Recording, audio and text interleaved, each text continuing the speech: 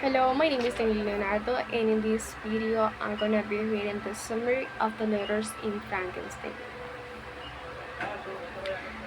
The novel begins with a series of letters written by Robert Walton to his sister, Margaret Seville, in England. In the first letter dates December 11 from St. Petersburg, when Walton enthusiastically shares his plans to embark on an expedition to the North Pole. A journey he considers historic. He describes how since his childhood he has felt an uncontrollable passion for exploration and discovery, an ambition that has led him to live a quiet life in pursuit of great achievements.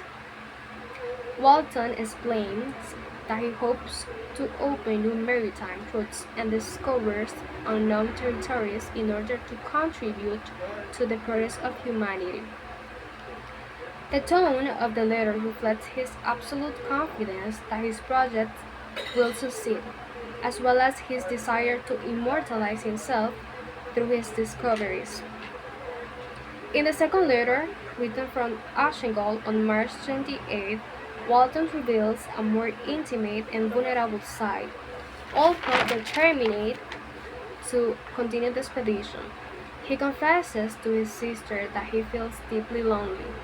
The crew is loyal and competent, but there is no one who can share his deepest thoughts or understand his aspirations and emotions.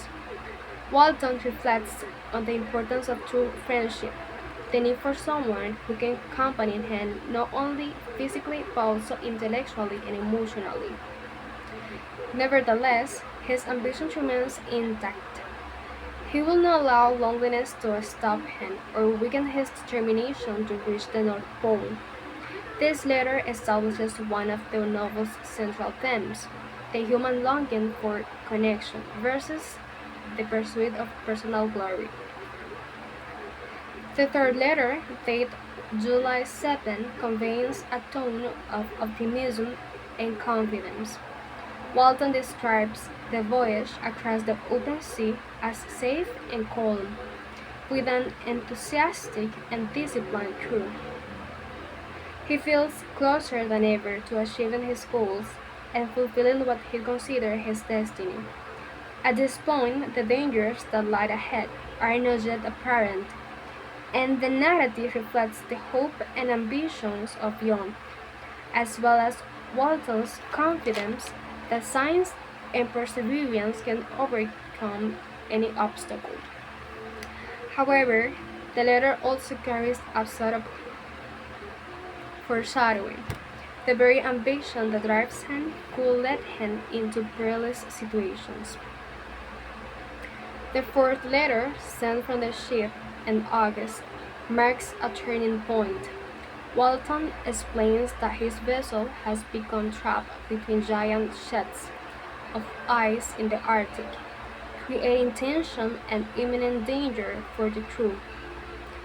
In the midst of this situation, the men observe in the distance a huge figure traveling on dog sled.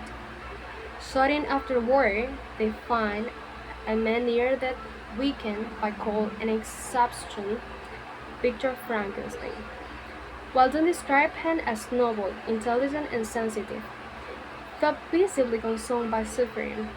A connection quickly forms between them, as Walton recognizes him, the sin and thirst for glory that drives him. However, Victor warns Walton about the dangers of unshaken ambition and urges him to reflect before pursuing his dream without restraint. Aware that his story serves as a tragic example of the destructive power of obsession, Victor decides to narrate it to Walton, thus beginning to the main narrative of the novel.